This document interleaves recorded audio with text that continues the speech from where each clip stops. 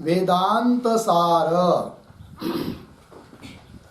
वेदांत सार ग्रंथ में पेज नंबर आ गए 17 और 17 पेज पर विषयो जीव ब्रह्मैक्यम शुद्ध चैतन्यम प्रमेयम तत्र एव वेदांतानां तात्पर्यात् मिल गया।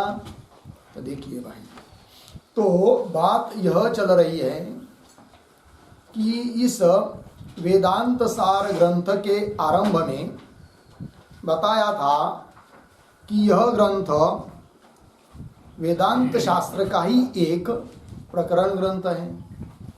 अतः वेदांत शास्त्र के जो अनुबंध चतुष्टय है वही अनुबंध चतुष्टय इस ग्रंथ के भी है।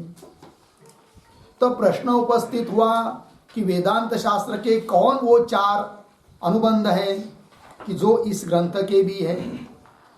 तो बताए थे वो 4 अधिकारी, विषय, प्रयोजन और संबंध। उन 4 में से प्रथम जो है अधिकारी, उसका विवेचन अभी तक हुआ। अधिकारी के लक्षण में मुख्य रूप से बताया था कि वह मनुष्य, वह व्यक्ति इस वेदांत शास्त्र विचार का अधिकारी है कि जिसने अधीत अखिल वेदार्थ, ये था ना, अधिगत अखिल वेदार्थ। एक बात और कैसा पुनः वो नितांत निर्मल स्वांत। और नंबर 3 में आया था साधन चतुष्टय संपन्न। इन 3 विशेषणों से युक्त जो होगा वही वेदांत शास्त्र का अधिकारी होता है। सब उसका फिर सविस्तर चर्चा कर दी कि नितांत निर्मल स्वांत मतलब क्या है और अंतःकरण के शुद्धि का उपाय क्या है, कैसा होता है। और पुनः साधन चतुष्टय के अंतर्गत जो 4 साधन बताए, विवेक, वैराग्य, समाधि षटक और मोक्षत्व, इनका भी विचार हुआ। अर्थात कुल मिलाकर अधिकारी की बात पूरी हुई। अब अनुबंध चतुष्टय के अंतर्गत पहला अनुबंध हुआ अधिकारी, दूसरा अनुबंध है कौन, विषय। तो इस वेदांत शास्त्र का अर्थात वेदांत सार का भी विषय क्या है, किस बात को प्रतिपादन करता है वेदांत शास्त्र, तो वो विषय तो वो बता रहे। अब तो पंक्ति में देखिए, विषयो जीव ब्रह्मैक्यम, ठीक है, जीव और ब्रह्म ये 2, इन दोनों की एकता है, यही वेदांत शास्त्र में कहा गया है। तो वेदांत शास्त्र का मुख्य प्रतिपादनीय विषय कौन हुआ, जीव ब्रह्म का एकता, ऐक्य, ठीक है ना। होता क्या है, अनादिकाल से हम लोग जन्म लेते आए हैं और उसके साथ साथ अपने को एक अलग विशिष्ट कोई जीव समझते आए हैं। और अपने को जीव समझते हम लोग और हमसे भिन्न कोई ईश्वर है, परमात्मा है, ऐसा समझते हैं। वो सर्वज्ञ है परमात्मा, हम अल्पज्ञ हैं। वो परमात्मा व्यापक है, हम परिचिन्न हैं, आदि करके वो एक है, हम जीव अनेक है। ऐसा ये सब भेदभाव, भेद बुद्धि हम लोगों के मन में रहती है। फिर वो गलत है क्या, जबकि वेदांत शास्त्र कह रहा है कि जीव ब्रह्म की एकता है करके। अब शास्त्र कह रहा है जीव और ब्रह्म दोनों एक है और हम लोग अनादिकाल से समझते आए कि भिन्न भिन्न है। फिर हम लोगों का कहना सही है या शास्त्र का कहना सही है, प्रश्न होता है कि नहीं। तो दोनों बात बराबर है, दोनों भी सही है। बोलोगे दोनों कैसे सही हो सकते हैं, एक तो भेद सही होगा, नहीं तो अभेद।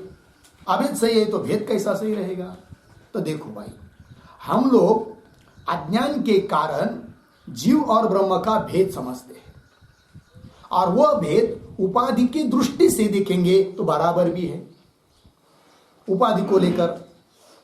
फिर शास्त्र जो कह रहा है जीव ब्रह्म की एकता है, वो कैसे, तो दोनों उपाधियों का बाद करके उपाधि की दृष्टि छोड़कर शास्त्र कहता है कि जीव और ब्रह्म दोनों एक ही है। अतः शास्त्र की बात भी बराबर है और हम लोगों की बात भी बराबर है।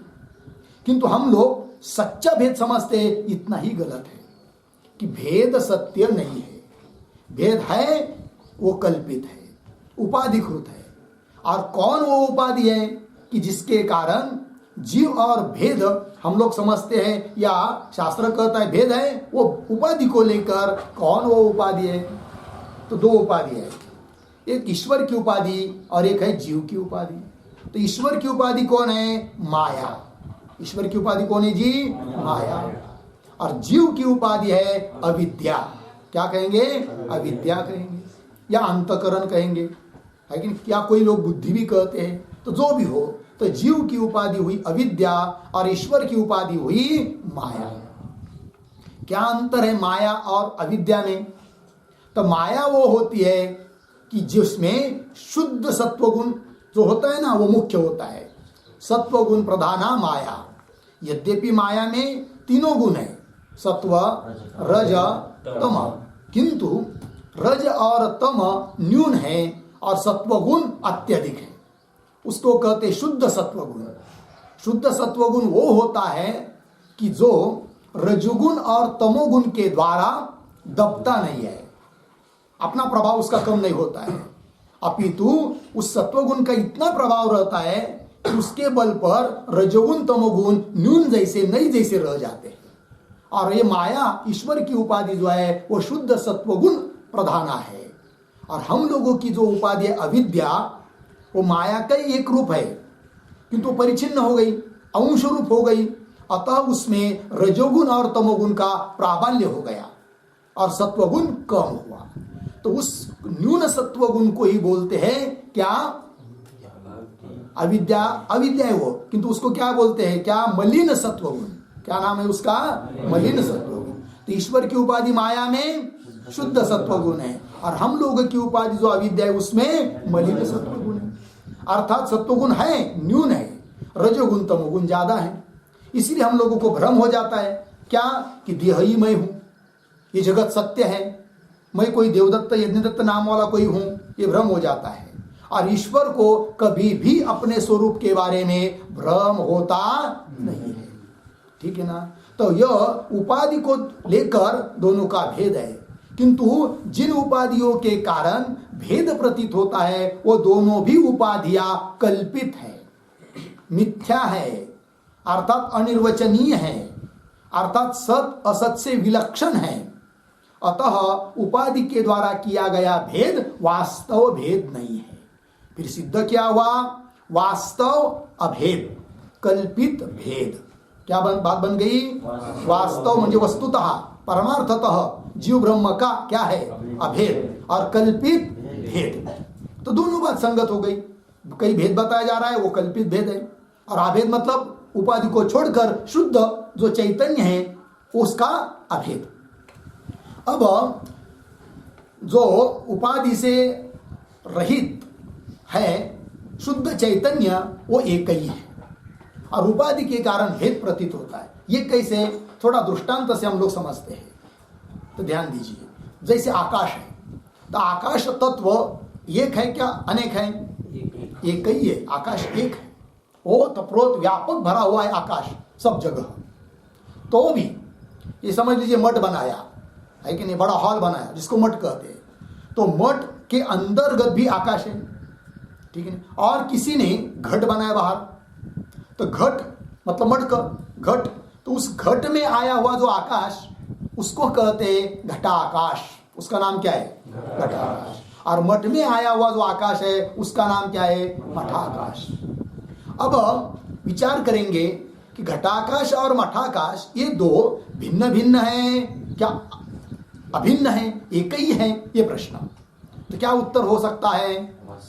भिन्न भी है अभिन्न भी है। यदि उपाधि को लेकर बोलेंगे, उपाधि की दृष्टि से बोलेंगे तो घटाकाश अलग है, मठाकाश अलग है, ठीक है ना।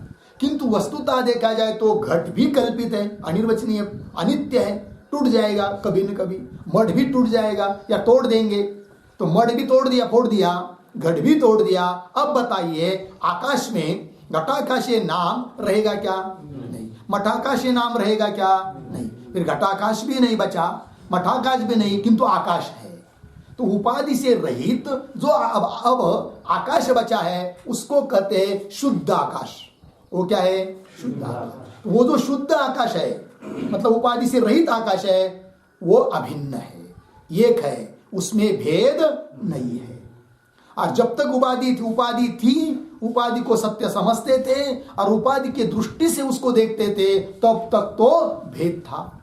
उसी प्रकार यहां पर ब्रह्म चैतन्य व्यापक है, एक है, अखंड एक रस है, सत चित आनंद स्वरूप है। किंतु जब उस चैतन्य को माया या उपाधि लग जाती है तब उसको नाम आ जाता है क्या? ईश्वर। और अविद्या या उपाधि लग जाती है तब उसी चैतन्य को नाम आ जाता है क्या? जीव। अब वो जीव की उपाधि अविद्या और ईश्वर की उपाधि माया दोनों भी कल्पित है, मिथ्या है, क्योंकि ज्ञान के सामने वो टिकती नहीं है। जिस वस्तु का अज्ञान रहता है वह अज्ञान उस वस्तु के ज्ञान से निवृत्त हो जाता है। जैसे घट का अज्ञान किससे निवृत्त होगा? घट के ज्ञान से। पट का ज्ञान पट के ज्ञान से। उस प्रकार अखंड एक रस शुद्ध जो ब्रह्म चैतन्य है कि जिसका हम लोगों को ज्ञान नहीं है, उसका जब मई के रूप में, अहम के रूप में, प्रत्येक आत्मा के रूप में ज्ञान हो जाएगा अर्थात अपरोक्ष साक्षात्कार हो जाएगा, उस चैतन्य रूप ब्रह्म का प्रत्यक्ष हो जाएगा। कैसा प्रत्यक्ष भाई? तो जिस प्रकार अब अज्ञान काल में हम लोगों को देह का मई के रूप में प्रत्यक्ष है, अपने अपने शरीर को, अपने अपने देह को हम लोग क्या बोलते हैं? यही मैं हूं, मैं देवदत्त हूं, मैं यज्ञदत्त हूं, मैं अमुक हूं, बोलते हैं कि नहीं? तो जैसे शरीर को लेकर मय बुद्धि हो रही है, उस मय बुद्धि का बाद होकर, क्योंकि शरीर अपना स्वरूप है ही नहीं है, वो तो पंचमहाभूतों का है, फिर मैं कौन? तो मैं वो हूं जो शुद्ध चैतन्य है, ब्रह्म चैतन्य है। तो अपनी मय बुद्धि, अहम बुद्धि देह से निकलकर शुद्ध चैतन्य में जब स्थिर हो जाएगी, वही मेरा स्वरूप है, ऐसा अखंड एक रस ब्रह्म तत्व का साक्षात्कार हो जाएगा, तब जीव ब्रह्म का भेद भी प्रतीत नहीं होगा, है कि नहीं? तो अखंड एक रस ब्रह्म चैतन्य, किंतु उस शुद्ध चैतन्य का ज्ञान हम लोगों को नहीं है। उस चैतन्य को बताने के लिए ही प्रवृत्त हुआ है कौन? शास्त्र। अतः इस वेदांत शास्त्र का विषय बन गया क्या? जीव ब्रह्म की एकता। वो एक रूप चैतन्य कौन है? वो शुद्ध चैतन्य। वही पंक्ति आगे दीजिए, विषयो जीव ब्रह्म ऐक्यम, जीव और ब्रह्म की एकता। कौन है वो चैतन्य? शुद्ध चैतन्य। क्यों ऐसा बताना पड़ा? कि यदि कोई ऐसा न समझे क्या कि जीव और ब्रह्म की एकता है, मतलब कैसी एकता है भाई? तो जीव का नाश करना पड़ेगा तो वो ईश्वर के साथ अभिन्न होगा, कि वह ईश्वर का नाश करेंगे तो जीव के साथ मिल जाएगा, तब अभिन्न होंगे, ऐसा कोई समझेगा, भ्रम होगा किसी को। तो ऐसा भ्रम किसी को न हो जाए। जैसे दूध और पानी दोनों को एक करना है, तो एक तो दूध में पानी को मिलाना पड़ेगा, क्यों? वहां पानी में दूध को मिलाना पड़ेगा, ठीक है ना? कुछ लोग दूध में पानी मिलाते हैं, बात समझ में आ रही है?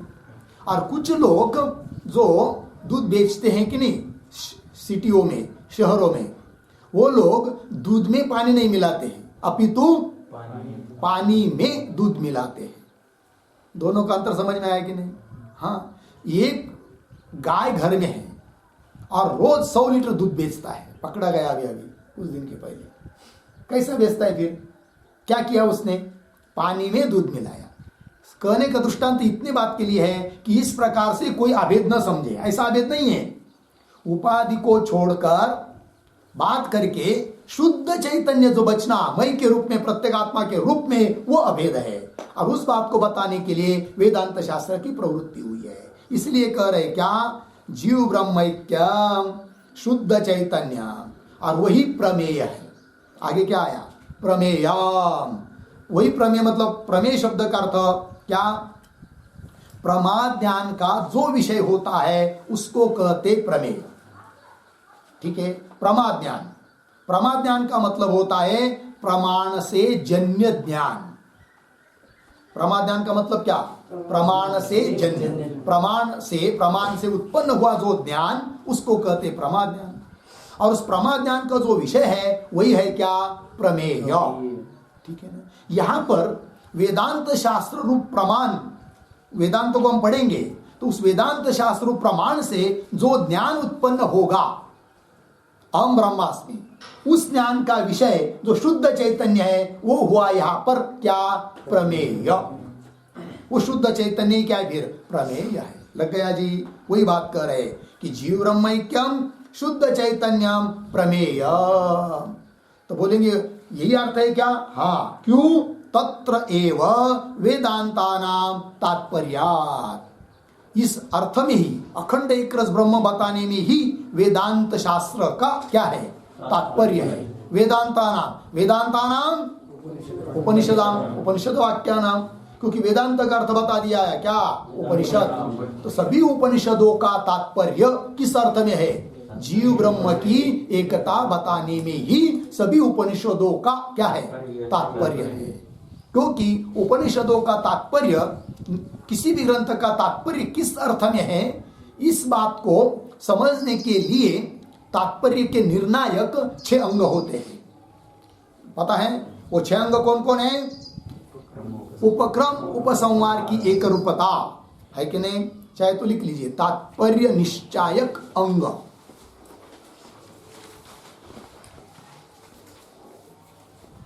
तात्पर्य निश्चायक अंग नंबर 1, उपक्रम उपसंहार की एकता।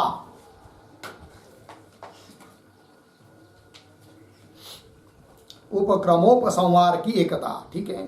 नंबर 2, अभ्यास। नंबर 3, अपूर्वता। नंबर 4, फल।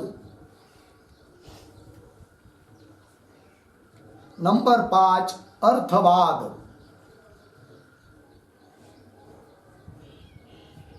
और नंबर 6, उपपत्ति।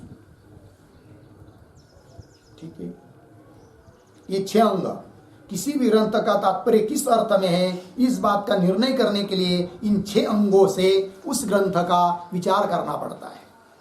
मतलब उपक्रम और उपसंहार की एकता। उपक्रम मतलब आरंभ किस बात को लेकर हुआ है, फिर उपसंहार लास्ट, सेवट, अंतिम किस बात को बताकर हो रहे हैं, तो वो हो गया क्या? उपक्रम और उपसंहार की एक रूपता।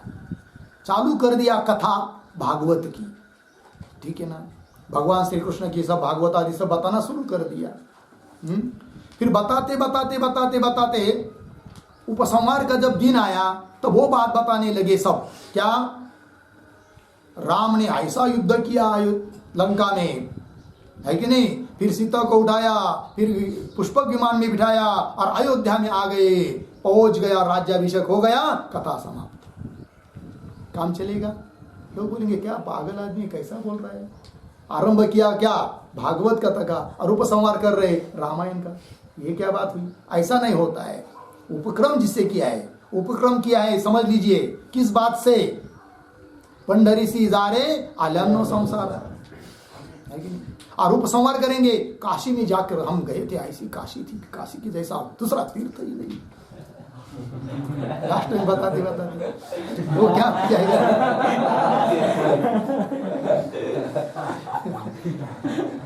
उपक्रम और उपसंहार की एकता नहीं होगी, ऐसा नहीं होना चाहिए।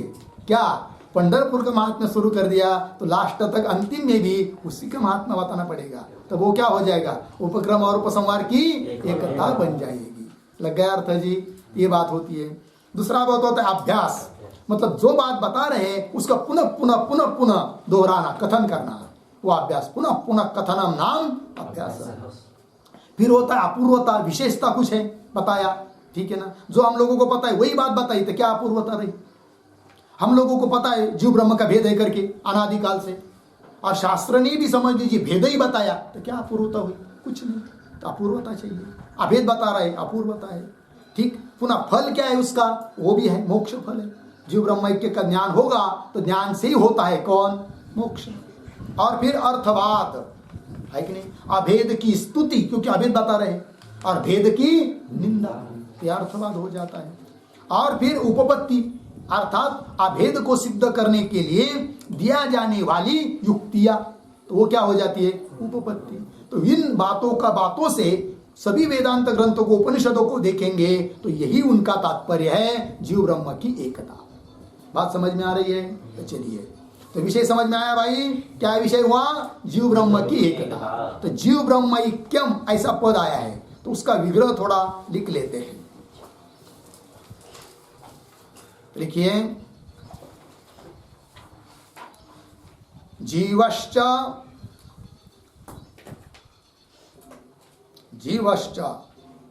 ब्रह्म च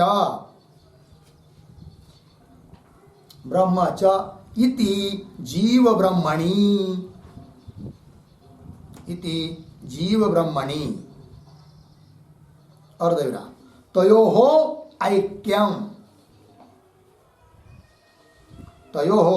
ऐक्यम जीव ब्रह्मैक्यम। जीव ब्रह्मैक्यम हो गया जी। अर्थ देखिए, जीव और ब्रह्म वो हो गए जीव ब्रह्मणि, और उन दोनों का जो ऐक्य उसको कहेंगे क्या? जीव ब्रह्मैक्य हो गया ना। अब इसमें एक शब्द आया है जीव ब्रह्मैक्य। वो कौन है? शुद्ध चैतन्य है कि नहीं? उपाधि को छोड़कर बचा हुआ चैतन्य, शुद्ध चैतन्य जिसको कहते हैं, वो शुद्ध चैतन्य। शुद्ध चैतन्य की शुद्धता वो क्या चीज है? तो लिखिए, शुद्ध चैतन्य के ऊपर एक वाक्य, चैतन्यस्य शुद्धत्वं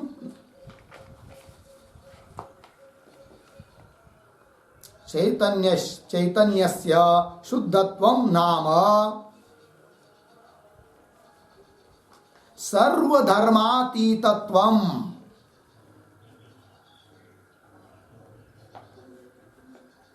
सर्वधर्मातीतत्वं एकरसत्वं इत्यर्थः। एकरसत्वं इत्यर्थः।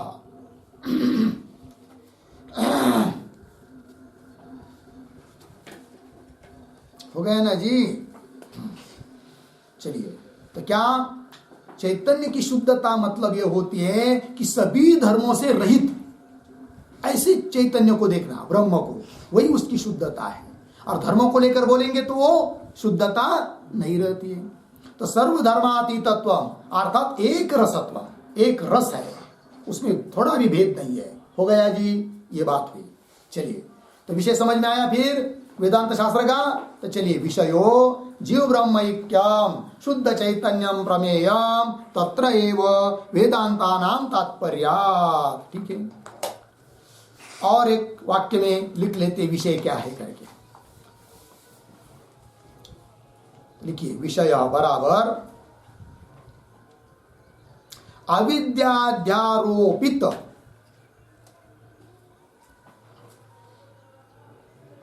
अविद्या अध्यारोपित सर्वज्ञत्व किंचिज्ञत्वादि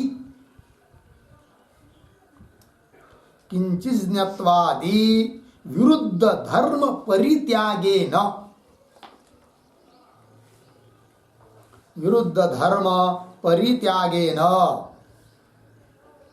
अवशिष्टम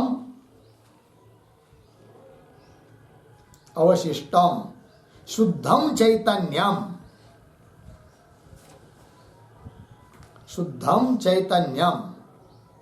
ज्ञेय स्वरूपम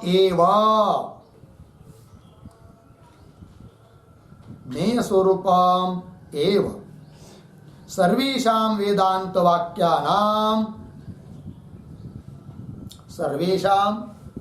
वाक्यानां विषयः अस्ति। ठीक है, अर्थ देखिए भाई। अविद्या अध्यारोपित, देखो भाई, हम लोग ईश्वर को कैसा समझते हैं? सर्वज्ञ, सर्वशक्ति, और है भी वो उपाधि को लेकर। और हम लोग कैसे हैं? अल्पज्ञ, अल्पशक्ति। ध्यान दीजिए, किंतु यह धर्म जो ईश्वर में बताया जाते हैं वो अविद्या के कारण, माया के कारण, माया उपाधि को लेकर। तो अविद्या से आरोपित हुए कौन? सर्वज्ञत्व और इधर अल्पज्ञत्व। तो ताविद्या अध्यारोपित जो सर्वज्ञत्व और किंचितत्व मतलब अल्पज्ञत्व इत्यादि विरुद्ध धर्म का त्याग करना पड़ता है अभेद करने के लिए। तो विरुद्ध धर्म परित्यागे न, विरुद्ध धर्म का त्याग कर दिया, फिर बचा हुआ जो अवशिष्ट शुद्ध चैतन्य है वही प्रमेय है, वही ज्ञेय स्वरूप है, ठीक है ना, और वही सभी वेदांत शास्त्र का विषय है। होगा इतना। चलिए आगे। तो अनुबंध चतुष्टय में से दो का विचार हुआ, कौन कौन? अधिकारी और विषय। उसके बाद नंबर 3 पर आता है तीसरा अनुबंध जिसका नाम है संबंध क्रम, ठीक है। तो संबंध के बारे में अब कह रहे ग्रंथकार, संबंध तू तदैक्य प्रमेयस्य तत्प्रतिपादक उपनिषद प्रमाणस्य च बोध्य बोधक भाव, ये संबंध हो गया भाई। जैसे पिता और पुत्र इन दोनों में संबंध होता है, क्या? जन्य जनक भाव संबंध होता है। ध्यान दीजिए, पुत्र और पिता उन दोनों में से जन्य कौन है? पुत्र है। जनक कौन है? पिता है। दोनों का संबंध जन्य जनक भाव संबंध। लग गया कि नहीं? उसी प्रकार यहां पर भी संबंध है, किसका? किसके साथ, और कौन संबंध है? तो संबंध का नाम बताया यहां पर बोध्य बोधक भाव संबंध। बोलिए कौन? बोध्य बोधक भाव संबंध। ठीक है, इसका मतलब एक बोध्य है और एक बोधक है। बोध्य मतलब जाना जाने वाला, जो ज्ञान का विषय, वो हुआ बोध्य, ठीक है। और बोधक मतलब उसका ज्ञान करा देने वाला, उसको क्या कहेंगे? बोधक, ज्ञापक, द्योतक, लग गया जी, प्रकाशक, ये सब तो बोध कराने वाला है। फिर दोनों का संबंध बन जाएगा बोध्य बोधक भाव संबंध।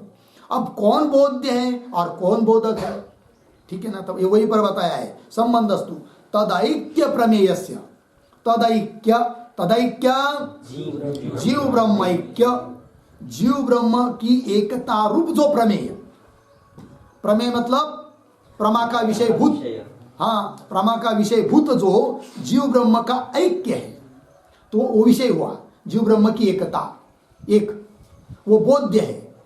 और उसको बोध कराने वाला कौन है? शास्त्र है।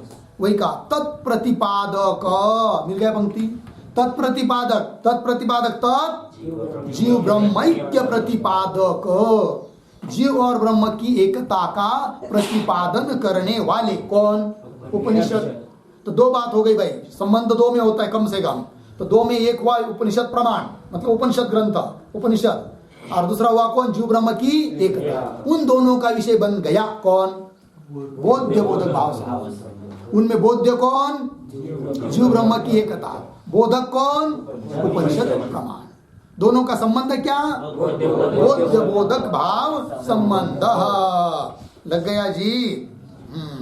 ये बन गया बोध्य बोधक भाव संबंध। तो लिखिए बोध्य बोधक भाव, इसके ऊपर एक वाक्य, बोध्यस्य बराबर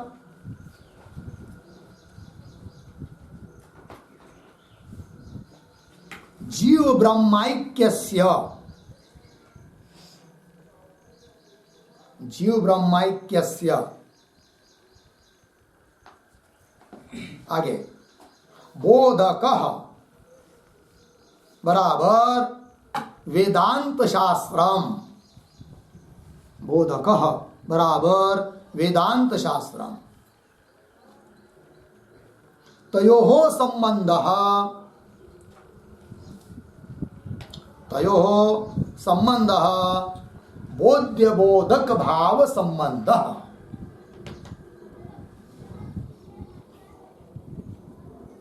बोध्य बोधक भाव संबंध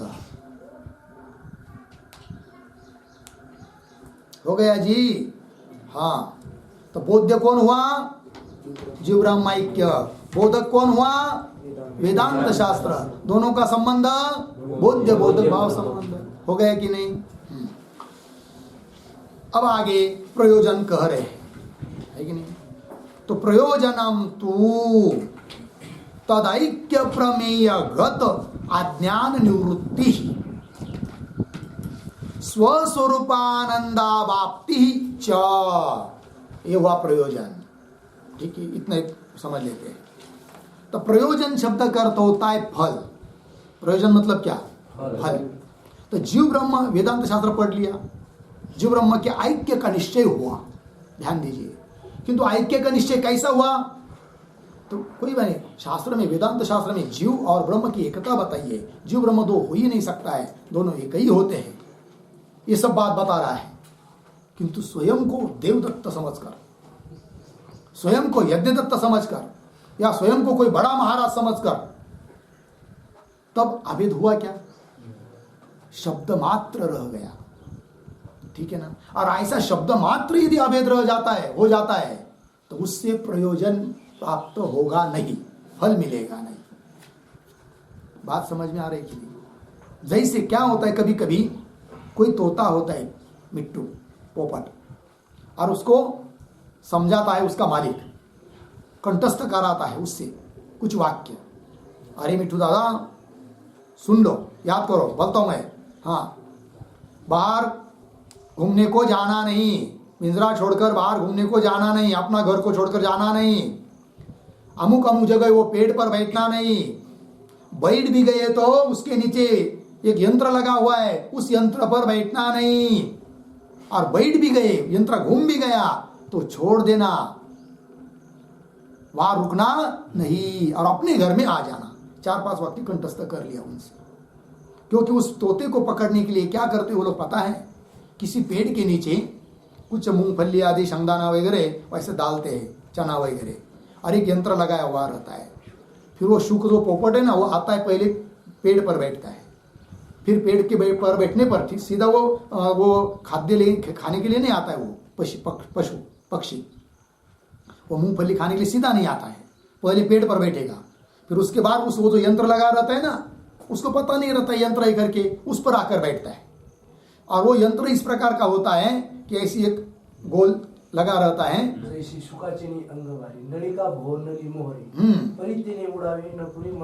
मन शंका, उसके मन में शंका रहती है कि नहीं? तो वही बात है, वही दृष्टांत बताया हुआ।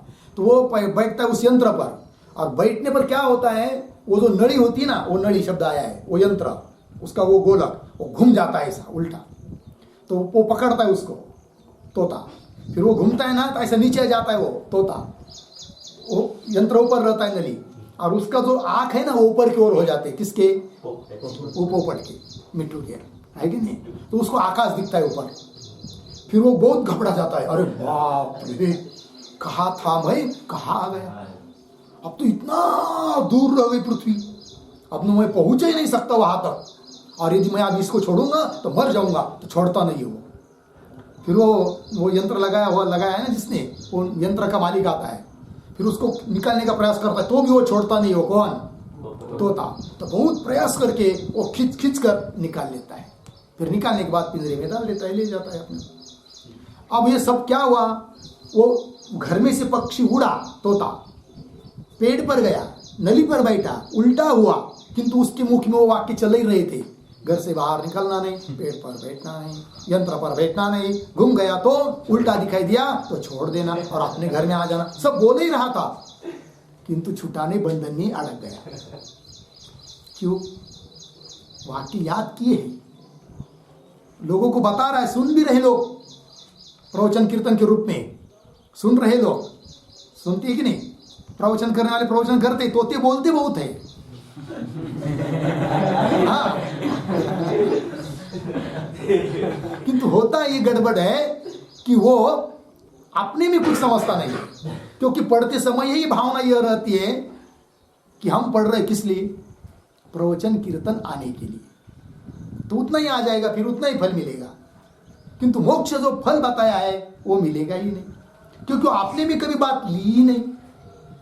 क्या हो, ब्रह्म ऐसा ऐसा होता है, जीव ऐसा होता है, उनकी उपाधि उनकी उपाधि, वो दोनों का भेद होता है, फिर वो पाठ कर लिया, बोल दिया तो अड़क ही जाएगा, छूटेगा ही नहीं। समझ में आएगी नहीं? फिर समझना, आपने भी समझना है कि सचमुच ब्रह्म का ऐसा स्वरूप है, मेरा यह जीव का यह स्वरूप है, और ये उपाधि से भिन्न मैं कौन हूं? अखंड एक रस सच्चिदानंद घन व्यापक तत्व ब्रह्म तत्व मैं हूं। फिर इस देह में चिपका हुआ मैं वहां से निकलना है धीरे से और अपने स्वस्वरूप में लगाना है, ब्रह्म स्वरूप में लगाना है कि मैं ब्रह्म हूं, अहम ब्रह्मास्मि।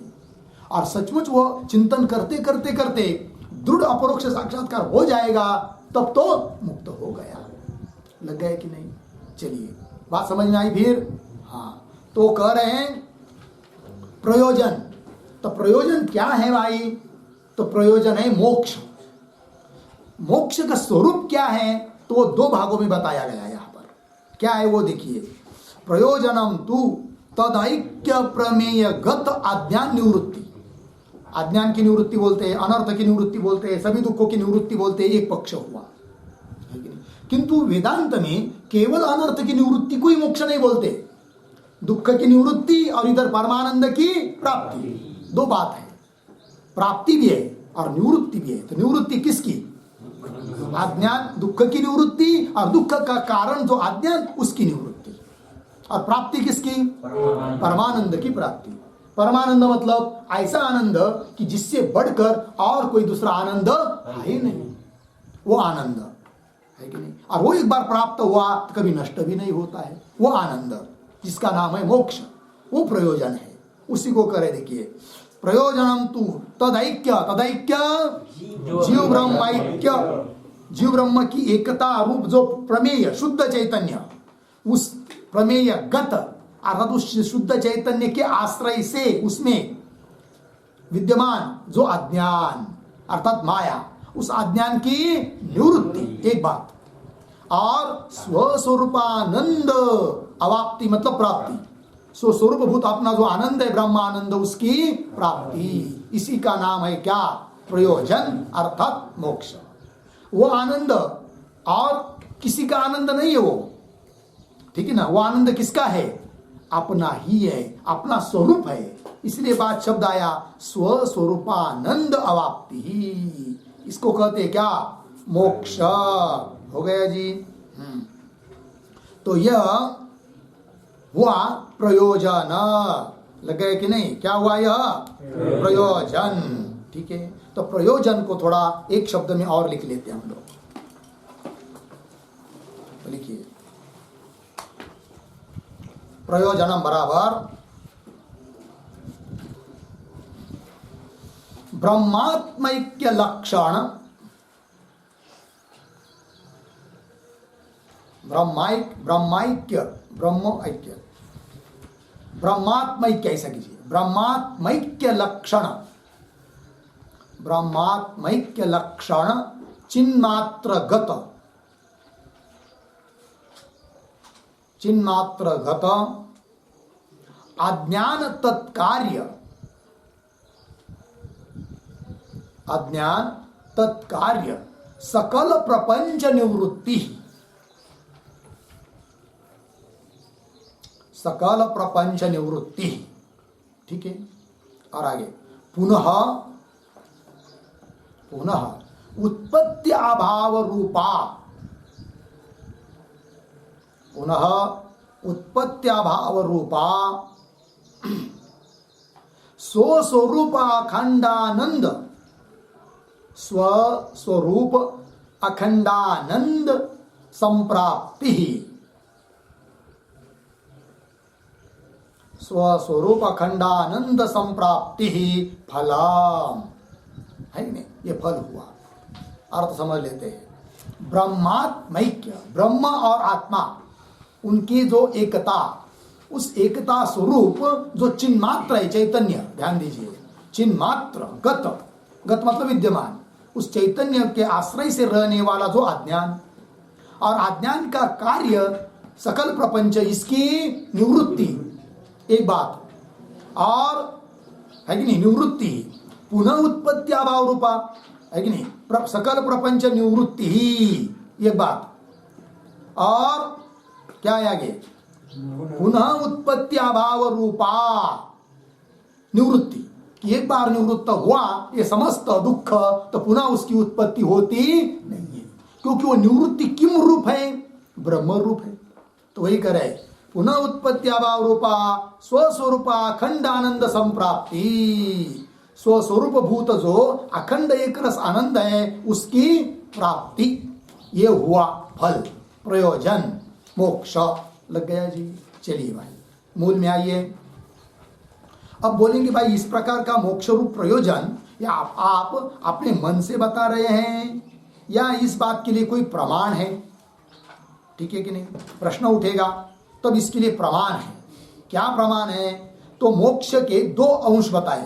पहला शोक निवृत्ति अर्थात अज्ञान से समस्त दुख समस्त प्रपंच की निवृत्ति, दुख की निवृत्ति, शोक की निवृत्ति। प्रमाण क्या? पहले बात के लिए तो पहले बात के लिए श्रुति का प्रमाण दे रहे हैं। क्या? तरति शोकम आत्मवित्, आत्मवित् शोकम तरति। आत्मवेत्ता पुरुष शोक को तर जाता है। ठीक है ना? तो आत्मवित् किसको कहते हैं? आत्मवित्। लिखिए आत्मवित् शब्द का अर्थ।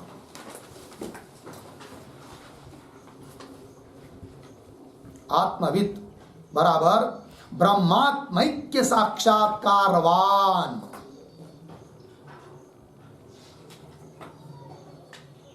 ब्रह्मात्मैक्य साक्षात्कारवान, ये आत्मवित् हुआ भाई। ब्रह्मात्मैक्य साक्षात्कार वाला। ठीक है। आगे शोकम, शोक मतलब क्या? शोक का अर्थ लिखिए शोकोपलक्षित, शोकोपलक्षित संसार मूल अज्ञानम, संसार मूल अज्ञानम। शोक शब्द से, शोक मतलब दुख, किंतु केवल दुख इतना ही नहीं लेना है। तो शोक को उपलक्षण करके उससे उपलक्षित कौन? संसार का मूल जो अज्ञान, उसकी निवृत्ति अर्थात शोक की निवृत्ति हो जाती है। तरति पद आया है। तरति, तरति मतलब तरति का अर्थ लिखे अतिक्रामति, अतिक्रामति हो गया मतलब उल्लंघन कर जाता है। तो क्या अर्थ हुआ पूरे वाक्य का? आत्मवित् शोकम तरति। ब्रह्मवेत्ता ब्रह्म साक्षात्कारवान पुरुष शोक अर्थात समस्त अनर्थों को, दुख को उल्लंघन करके उस पार चला जाता है। तो शोक की निवृत्ति जो पहला अंश है उसके लिए प्रमाण हुआ। अब मोक्ष में जो दूसरा अंश बताया था, कौन सा? हाँ, आनंदावाप्ति, आनंद की प्राप्ति। तो उस बात को बता रहे श्रुति का प्रमाण देकर। ठीक है ना? क्या लिखा है आगे? ब्रह्मवित् ब्रह्मैव भवति, यह श्रुति उसके लिए प्रमाण है। इत्यादि श्रुतेश्च। तो ब्रह्मवित् ब्रह्म एव भवति, ब्रह्मवेत्ता ब्रह्म ही होता है और ब्रह्म सुख स्वरूप है, आनंद स्वरूप है। ठीक है ना? तो यहां पर भी एक पद आया है ब्रह्मवित् आदि। लिखिए उस पर एक वाक्य छोटा। यह कश्चित, यह कश्चित जो कोई, यह कश्चित ब्रह्म परमात्मान, ब्रह्म परमात्मान प्रत्यग रूपम वेद, प्रत्यग रूपम वेद बराबर साक्षात करोति, साक्षात करोति सह ब्रह्म एव भवति, सह ब्रह्म एव भवति। अर्धविराम। तद्रूपः एव भवति इत्यर्थः, तद्रूपः एव भवति इत्यर्थः। देखिए भाई अर्थ, यह कश्चित जो भी कोई ब्रह्म परमात्मान, परमात्मा रो ब्रह्म है, ब्रह्म ही परमात्मा है, उसको प्रत्येक रूप में जानता है। प्रत्येक रूप मतलब अपना स्वरूप है कि नहीं? हाँ, अंतरात्मा। प्रत्येक रूपम वेद जानता है, साक्षात करोति साक्षात्कार कर लेता है। सह ऐसा जो कोई, वह ब्रह्मयो होती, जो ब्रह्म को मय के रूप में जानता है वो ब्रह्म से भिन्न नहीं रहता, ब्रह्म रूप हो जाता है। वही कहा तद्रूपयो होती, यही हुई आनंदावाप्ति। समझ में आया फिर प्रयोजन? तो चार बात हो गई, अधिकारी, विषय, संबंध और प्रयोजन। ठीक है? तो संबंध जैसा विषय और ग्रंथ का बताया बोध्य बोध भाव संबंध, उसी प्रकार अधिकारी और प्रयोजन इनका भी संबंध बनता है। तो क्या संबंध बनेगा? प्राप्य प्रापक भाव संबंध। तो अधिकारी प्रापक को प्राप्त करने वाला, और प्राप्य मतलब प्राप्त करने योग्य कौन? प्रयोजन मोक्ष। तो मोक्ष हुआ प्राप्य और प्रापक हुआ कौन? अधिकारी। दोनों का संबंध प्राप्य प्रापक भाव संबंध हो गया जी। तो अनुबंध चतुष्टय का वर्णन हुआ, अधिकारी आदि समझ में आया। अब प्रश्न आता है कि उस अधिकारी ने क्या करना चाहिए, उसका कर्तव्य क्या है कि नहीं? है कि नहीं? तो उस अधिकारी पुरुष ने कहीं नौकरी करके अपना काम धंधा कर लेना चाहिए, या कहीं फिर क्या व्यापार आदि करना चाहिए, या सो जाना चाहिए 24 घंटा, या मोबाइल देखते रहना चाहिए? क्या करना चाहिए उस अधिकारी पुरुष ने? तब बताता है शास्त्र आगे की पंक्तियों में। पेज नंबर 25 पर जाइए। मिल गया? तो अयम अधिकारी, अधिकारी का कर्तव्य बताया जा रहा है भाई, ठीक है ना? तो देखो, अयम अधिकारी जनन मरणादि संसारानल संतप्त प्रदीप्तशीला जलराशिम इव उपहार पाणि श्रोत्रियम ब्रह्मनिष्ठम गुरुम उपसृत्य ताम अनुसरति। वाक्य पूरा हुआ, ठीक है? अर्थ समझ लेंगे। शुरू है क्या? अयम अधिकारी। पंक्ति मिल गई कि नहीं? क्या मिला? अयम अधिकारी, ठीक है ना? तो अधिकारी का कर्तव्य क्या करना चाहिए उस अधिकारी ने? तो अयम अधिकारी, अयम शब्द आया, अयम मतलब यह अधिकारी, यह मतलब क्या? अयम मतलब क्या? लिखिए अयम शब्द का अर्थ उक्त लक्षण लक्षित। अयम बराबर उक्त लक्षण लक्षित। अयम बराबर उक्त लक्षण लक्षित अधिकारी। हो गया ना जी? अयम, क्योंकि अभी उसका ही लक्षण हुआ है कि नहीं अधिकारी का? तो जिसका लक्षण क चुके, उक्त लक्षण है कि नहीं? क्या लिखा? उक्त लक्षण लक्षित। ऊपर जो लक्षण किया है अधिकारी का, उस लक्षण से लक्षित जाना जाने वाला ऐसा अधिकारी अयम अधिकारी। वो अधिकारी पुरुष क्या करे भाई? तो पंक्ति मिली क्या? अयम अधिकारी। उस वाक्य के अंतिम में पद आया है क्या? क्या पद है? हाँ, अनुसरति। जितना पढ़ा था ना उसमें अंतिम का पद कौन था? अनुसरति। तो अनुसरति का कर्ता कौन है? अधिकारी। मुख्य वाक्य बन गया, कर्ता और क्रियापद क्या? अधिकारी। अयम अधिकारी अनुसरति, अनुसरण करता है। लग गया जी? तो बोलेंगे किसका अनुसरण करता है? तो उसके पीछे एक पद आया है, अनुसरित के पीछे क्या? तम। क्या पद आया है? तम। तम अनुसरति।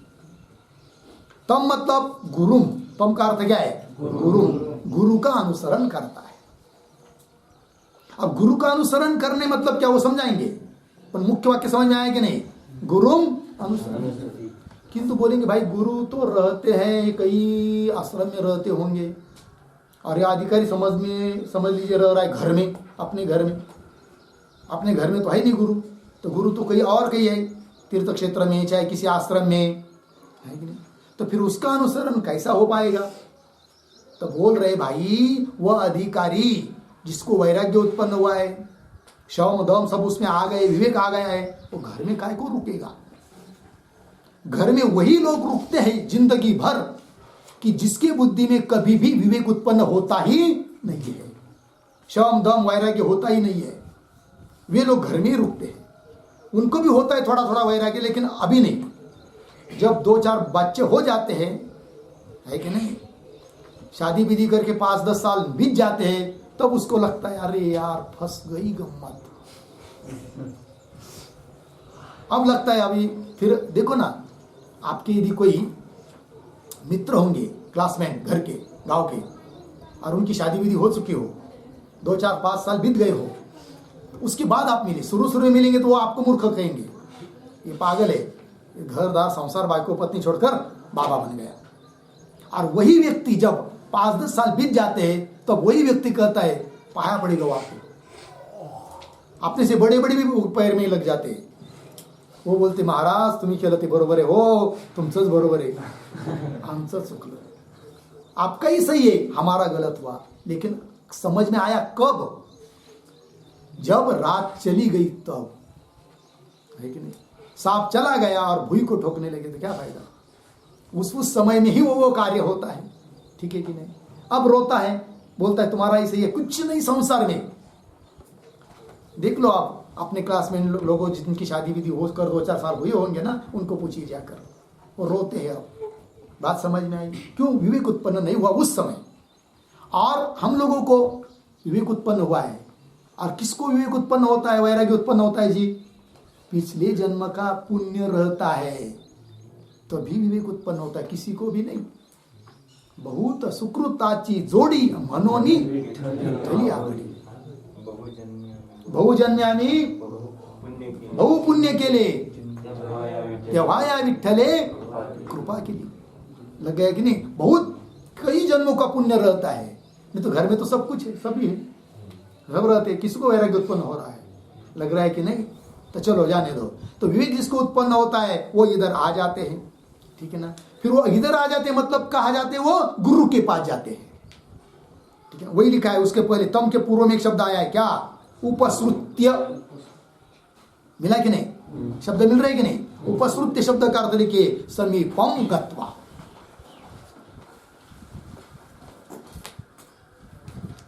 समीपम गत्वा उपसृत्य शब्द का अर्थ है।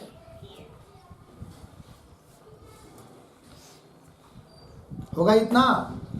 तो वाक्य क्या बना फिर? अब अयम अधिकारी उपसृत्य तम अनुसरति, है कि नहीं? यह अधिकारी उपसृत्य मतलब समीप जाकर उनका अनुसरण करता है, समीप जाकर। लेकिन किसके समीप जाकर, ये प्रश्न है कि नहीं? इसलिए उपसृत्य के पूर्व में एक शब्द आया है गुरुम। मिला कि नहीं? तो गुरुम उपसृत्य, है कि नहीं? तो वाक्य बन गया फिर क्या? अयम अधिकारी गुरुम उपसृत्य तम अनुसरति। यह अधिकारी गुरु उपसृत्य, गुरु उपसृत्य मतलब क्या होगा? गुरु के पास जाकर। तो शरीर से गुरु के पास जाना ये उपसरण हुआ, उपसरण हुआ, उपसृत्य हुआ। फिर उसके बाद जाने पर तम अनुसरति, अनुसरण का अर्थ अलग है और उपसृत्य का अर्थ अलग है। उपसृत्य मतलब समीप गया, शरीर से उस आश्रम में गया रहने के लिए, फिर वहां जाकर उन गुरु का तम गुरुम अनुसरति अनुसरण करने लगा। तो क्या अनुसरण करने लगा गुरु का? तो अनुसरति का अर्थ लिखिए, अनुसरति बराबर मनोवाक काय कर्म भी,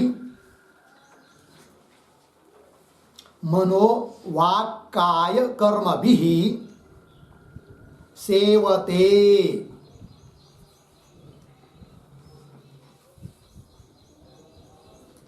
मनोवाक्काय कर्म भी सेवते, हो गया ना? हाँ, सेवते, कह सेवते? अयम अधिकारी अनुसरति मतलब सेवते, सेवन, उसकी सेवा कर रहा है। किनकी? तम अनुसरति, तम गुरुम, गुरुम अनुसरति, गुरु की सेवा कर रहा है। कैसी अनुसरण कर रहा है, सेवा कर रहा है, मतलब कैसी? मनोवाक्काय कर्म भी, मन से सेवा कर रहा है, वाणी से सेवा कर रहा है, और शरीर से भी क्या कर रहा है? सेवा कर रहा है। किनकी? गुरु की। यह अनुसरण हुआ, ठीक है ना? तो यह अधिकारी का पहला कर्तव्य क्या? अधिकारी ने घर में रहना नहीं, घर में रहकर किसी का भी परमार्थ होता नहीं है। समझ में आया? आप लोग जैसे यहाँ पर सुन रहे कि नहीं, एकाग्र मन देकर सुन रहे, समझ में आ रहा है, याद भी कर रहे रोज प्रतिदिन, और समझ लीजिए 10 दिन घर में जाकर रहिए और मोबाइल पर पाठ सुनते रहिए। सुनना होता है क्या? सुनना भी नहीं होगा है, मन भी एकाग्र नहीं रहेगा, और आप कहेंगे चार दो अभंग पाठ कंठस्थ कर लेंगे घर में रहकर, नहीं होता है कि नहीं? इसलिए घर से छोड़कर जाना पड़ता है, कि परंपरा अनादिकाल से चली आई है। राजा लोग भी बहुत कुछ राज्य कर लिया, फिर पुत्र आदि बड़े हो गए, उनको सौंप दिया, फिर आत्मकल्याण के लिए जंगल में जाते थे।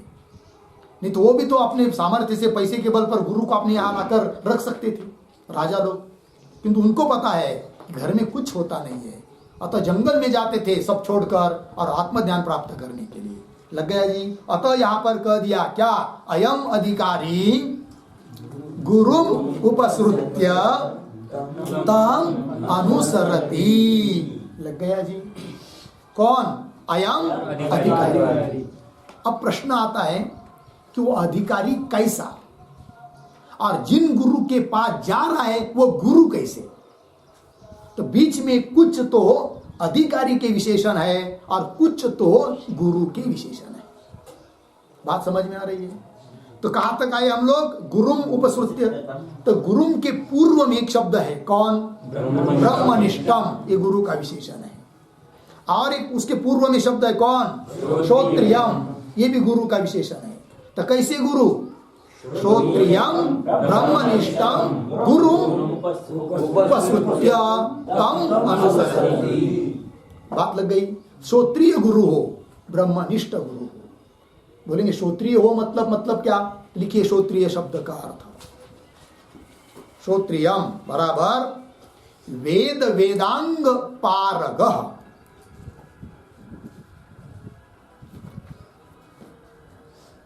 वेद वेदांग पारगः हो गया ना? मतलब क्या? वेद और वेदांग, वेदांत शास्त्र, उपनिषद, इनमें जो पारंगत है, अभ्यास कर चुका है, ऐसे गुरु। श्रोत्रियम, शास्त्र पढ़े हुए गुरु। ठीक है ना जी। आडानी गुरु कोई काम के नहीं। आडानी गुरु यदि रहेंगे तो वो क्या करेंगे पता है? स्वयं भी करेंगे और शिष्य को भी करवाएंगे। क्या क्या बताया मैंने? चिलम पिएंगे, गांजा पिएंगे आडानी गुरु, प्रायः ऐसा होता है कि नहीं? और वो क्या करेंगे?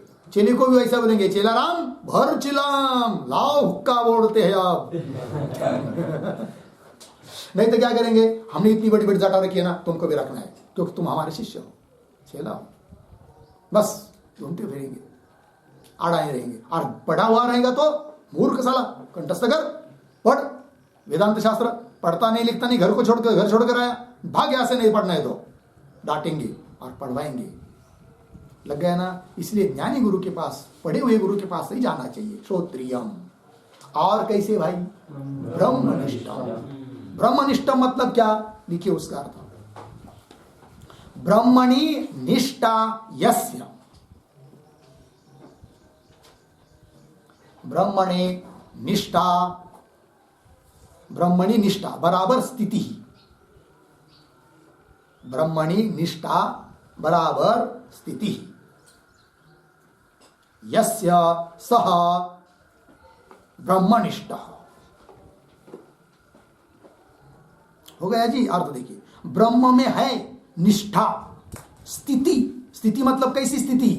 कि ब्रह्म ही मैं हूं, इस रूप से बोध हुआ है जिनको।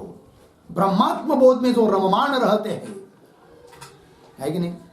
देह के द्वारा खा रहे पी रहे बोल रहे, किंतु देह को भूल से भी अपना स्वरूप समझते नहीं है। फिर क्या समझते हैं? मैं ब्रह्म ही हूं। ऐसे जो ब्रह्मनिष्ठ वे गुरु। लग गया जी। तो गुरु के दो विशेषण हुए, कौन कौन?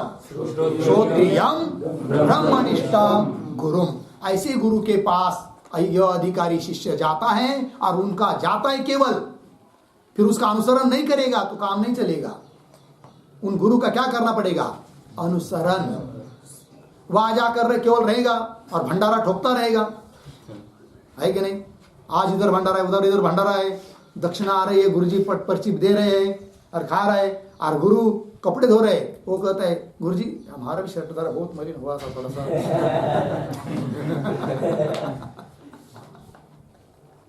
लगा है कि नहीं?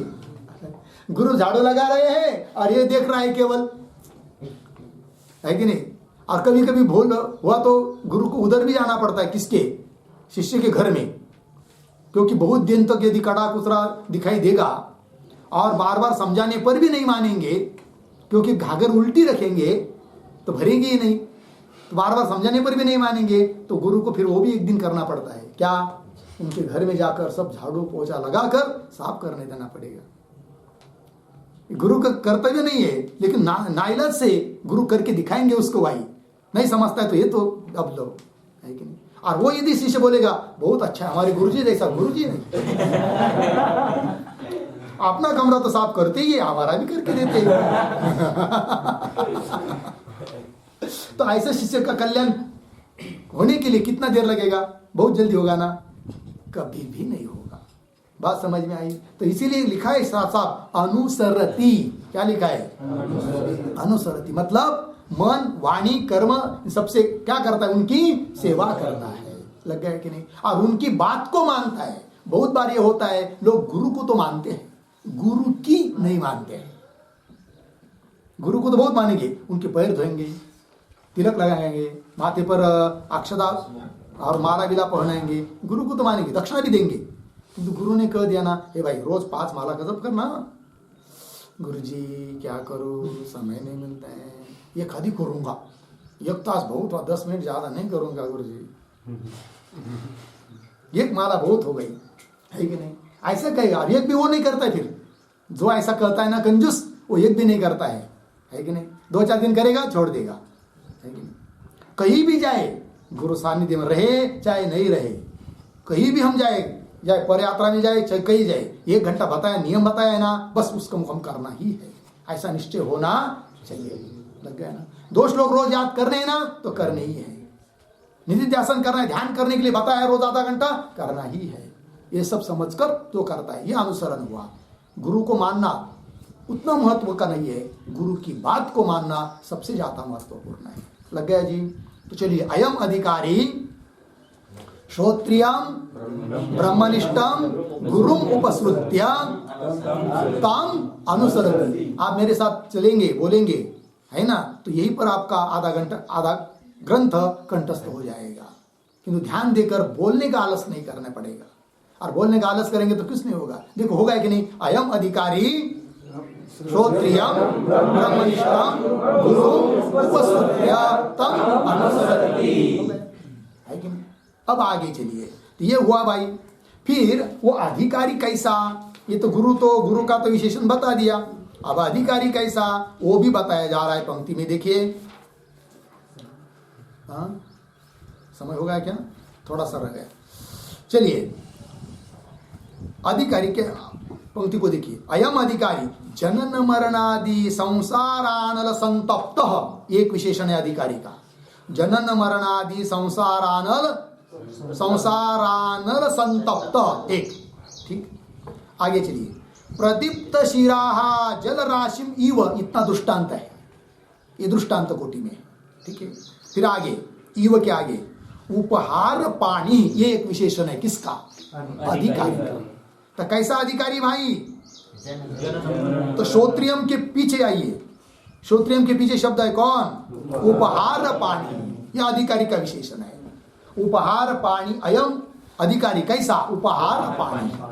उपहार पानी मतलब क्या? लिखिए उसका अर्थ। उपहार पानी शब्द का अर्थ देखिए, उपहार बराबर उपायनम, उपायनम बराबर देयम वस्तु, देयम वस्तु। पानौ बराबर हस्ते, यस्य सह, यस्य सह। सह मतलब उपहार पानी। हो गया जी अर्थ? देखिए भाई, उपहार, उपहार शब्द का अर्थ होता है उपायन, मतलब क्या? देने योग्य वस्तु। गुरु के लिए कुछ तो देना चाहिए। पूर्व काल में संविदा देते थे, किंतु संविदा ही देना ये बात नहीं। संविदा को उपलक्षण करके उचित गुरु के लिए जो आवश्यक है वो वस्तु, वो चीज देना। ठीक है ना? हो सकता है उनको धन की आवश्यकता हो सकता है उनको किसी चीज की आवश्यकता हो, अपने सामर्थ्य के अनुसार। ठीक है ना? तो देयम वस्तु पानव, पानव हस्ते, पानी मतलब हाथ, हाथ में है जिसके, जिसके हाथ में गुरु को देने के लिए कोई वस्तु है, ऐसे व्यक्ति को बोलते हैं क्या? उपहार पाणी। ठीक है ना, क्योंकि गुरु का दर्शन लेने के लिए जाना है, मिलने के लिए जाना है, तो कभी भी रिक्त हस्त नहीं जाना चाहिए। एक वाक्य आता है, उसके लिए लिख लीजिए, रिक्त पानीर न सेवेत, रिक्त पानीर न सेवेत राजानम देवताम गुरुम, राजानम देवताम गुरुम। मिल गया? आप लोग लिखने का आलस मत करो भाई। बहुत बार कभी कभी क्या होता है, इधर उधर पीछे हम लोग देखते, कभी कभी कुछ मिल जाता है पंक्ति वही, किंतु क्या होता है कभी कभी कठिन शब्दों का अर्थ भी सुलभ करने का प्रयास किया जाता है, पर्यायवाची शब्द भी दिए जाते हैं, इसलिए लिखना चाहिए। कभी कभी वाक्य पूरा नहीं होता है, संस्कृत की शैली है, तो उसको पूरा देकर हम बताते हैं, इसलिए लिखना चाहिए। ठीक है, चलिए, तो क्या वाक्य है?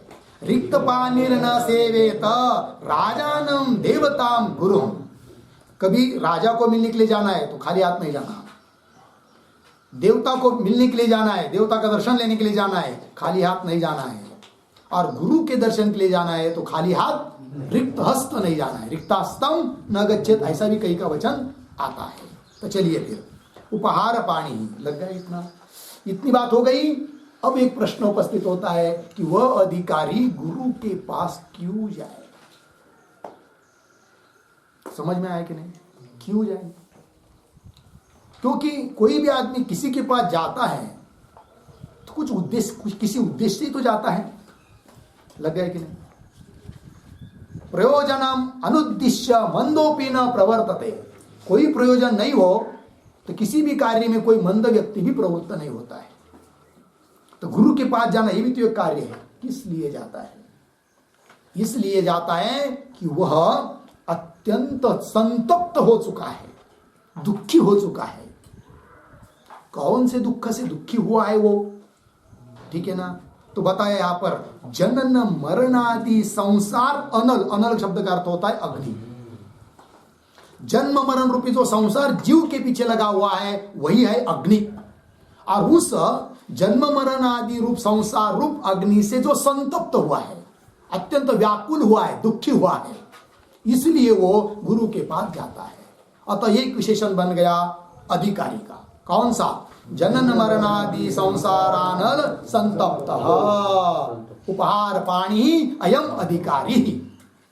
लग गया जी? गुरुम उपसृत्य तम अनुसरति। होगा इतना। बोलेंगे कैसे? दृष्टांत बताओ। दृष्टांत दिया है बीच में, प्रदीप्त शिराहा जल राशिम इव। तो प्रदीप्त शिराहा का अर्थ लिखिए, पर्यायवाची शब्द, अग्निदग्ध मस्तक। अग्निदग्ध मस्तक।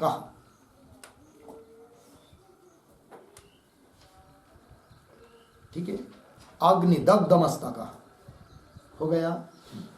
मतलब क्या भाई?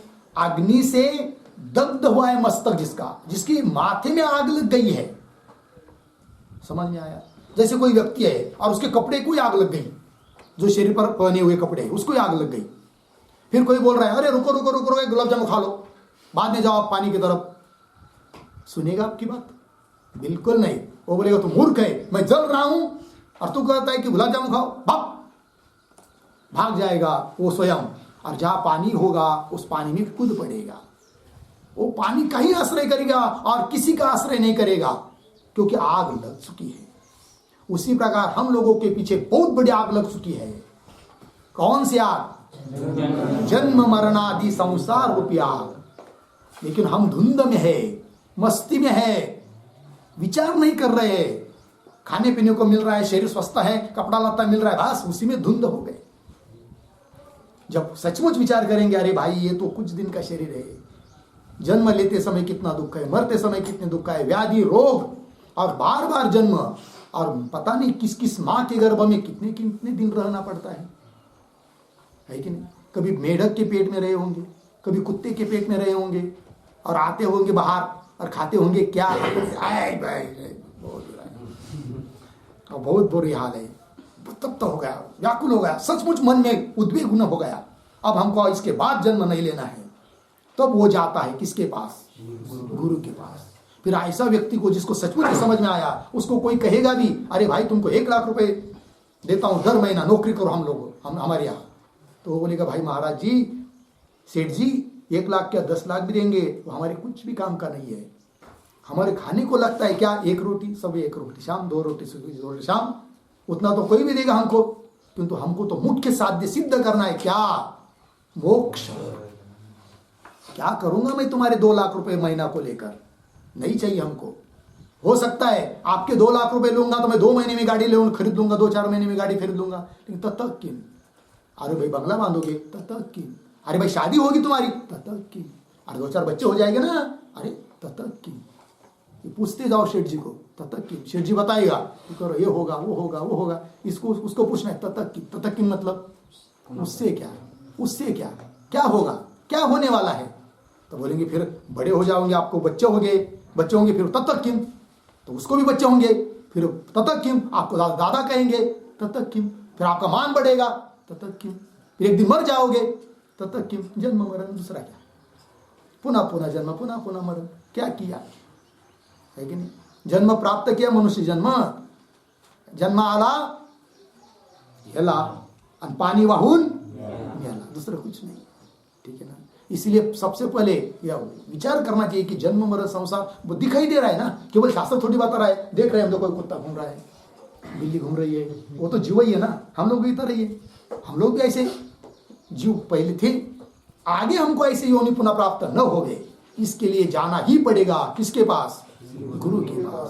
और गुरु के पास जाकर उनका अनुसरण करना पड़ेगा। ठीक है ना? हाँ, ये सब बात आ रही भाई। अयम अधिकारी जनन मरण आदि संसार आनल संतप्त प्रदीप्त शिराहा जल राशिम इव, म्हणजे जिसके माथे में, जिसके शरीर में आग लगी वो जैसा जल राशिम, जल का समुदाय, उसका ही अनुसरण करता है, उस प्रकार यह अधिकारी पुरुष उपहार पानी हाथ में कुछ भेंट लेकर श्रोत्रियम ब्रह्मनिष्ठम गुरुमुपसृत्य तम अनुसरति। हो गया जी। फिर इसके लिए प्रमाण दिया है श्रुति का, वो श्रुति का प्रमाण, फिर गुरु का कर्तव्य, वो भी आगे बताया है, किंतु समय बहुत हो चुका है। इन सभी बातों का और विचार हम लोग कल करेंगे। ओम पूर्णमदः पूर्णमिदं पूर्णात् पूर्णमुदच्यते पूर्णस्य